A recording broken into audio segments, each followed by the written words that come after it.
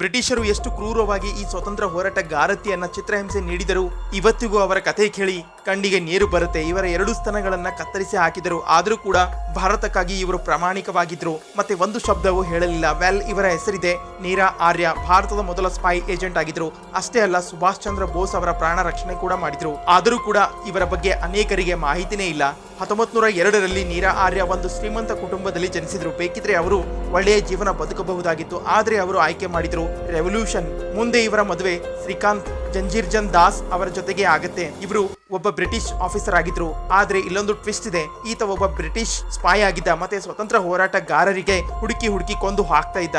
ಆದ್ರೆ ನೀರಾ ಆರ್ಯ ಒಬ್ಬ ಸ್ವತಂತ್ರ ಹೋರಾಟಗಾರತಿ ಆಗಿದ್ರು, ಮತ್ತೆ ನೇತಾಜಿ ಸುಭಾಷ್ ಚಂದ್ರ ಬೋಸ್ ಸಲುವಾಗಿ ಸ್ಪೈ ಮಾಡ್ತಾ ಇದ್ರು. ಯಾವಾಗ ಇವರಿಗೆ ಸತ್ಯ ಗೊತ್ತಾಗುತ್ತೆ, ತಮ್ಮ ಗಂಡನನ್ನೇ ಬಿಟ್ಟು ಬಿಡ್ತಾರೆ. ಆದ್ರೆ ಹಣೆ ಬರಹ ಬೇರೆನೇ ಆಗಿತ್ತು. 1904ರಲ್ಲಿ ನೀರಾ ಆರ್ಯ ಮತ್ತೆ ಸುಭಾಷ್ ಚಂದ್ರ ಬೋಸ್ ಒಂದು ಮೀಟಿಂಗ್ ನಲ್ಲಿ ಭಾಗಿಯಾಗ್ತಾರೆ. ಆವಾಗ್ಲೇ ಅವರ ಮೇಲೆ ದಾಳಿ ಆಗುತ್ತೆ.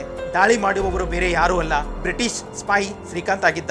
ಈತನಿಗೆ ಸುಭಾಷ್ ಚಂದ್ರ ಬೋಸ್ ಅವರನ್ನ ಕೊಲ್ಲುವ ಜವಾಬ್ದಾರಿ ನೀಡಲಾಗಿತ್ತು. ಆದ್ರೆ ನೀರಾ ಆರ್ಯ ಅವರೇ ಅವರ ಗಂಡನನ್ನ ಕೊಂದು ಹಾಕ್ತಾರೆ. ಬ್ರಿಟಿಷರು ಅವರನ್ನ ಬಂಧಿಸಿ ತುಂಬಾ ಟಾರ್ಚರ್ ಮಾಡಿದ್ರು. ಆದ್ರೂ ಕೂಡ ನೀರಾ ಆರ್ಯ ಸುಭಾಷ್ ಅವರ ಬಗ್ಗೆ ಒಂದು ಮಾತು ಕೂಡ ಹೇಳಲಿಲ್ಲ. ಅಷ್ಟೇ ಅಲ್ಲ, ಭಾರತ ಸ್ವತಂತ್ರ ಆದ ನಂತರವೂ ಇವರು ಸರ್ಕಾರಕ್ಕೆ ಏನೂ ಕೇಳಲಿಲ್ಲ, ಮತ್ತೆ ಜೀವನ ಪೂರ್ತಿ ಹೂವು ಮಾರಾಟ ಮಾಡ್ತಾ ಕಳೆದ್ರು. ಈ ಮಹಾನ್ ಮಹಿಳೆಗೆ ನನ್ನದೊಂದು ಚಿಕ್ಕ ನಮನ. ಇಂಥದ್ದೇ ಫ್ಯಾಕ್ಟ್ ವಿಡಿಯೋ ನೋಡಲು ಚಾನಲ್ ಸಬ್ಸ್ಕ್ರೈಬ್ ಮಾಡಿ, ಹಂಗೆ ನಮ್ಮನ್ನ ಫಾಲೋ ಮಾಡಿ, ಸಪೋರ್ಟ್ ಮಾಡಿ.